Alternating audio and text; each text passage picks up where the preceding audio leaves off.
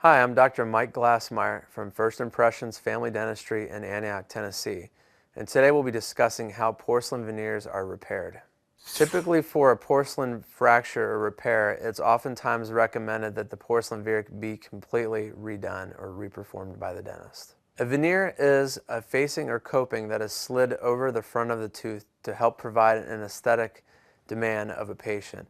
While it is great for aesthetically recreating a smile, they are very, very fragile due to the fact that they are facings. It's for this reason that the porcelain is very, very thin and very fragile if not used correctly.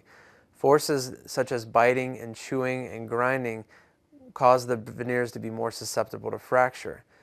Because of the thinness and brittleness of the material, typically when it breaks in a way that it cannot be fixed.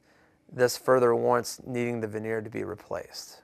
For a veneer to be replaced, the dentist will typically have to cut off the remaining portion of the veneer and take a new mold or impression for the veneer, send it back to the lab and have it done again.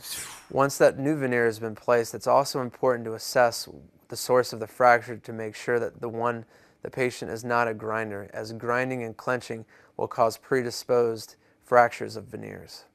In conclusion, porcelain veneers cannot typically be repaired, therefore they typically need to be replaced. In replacing them, one must evaluate the source of the fracture to prevent the further problem.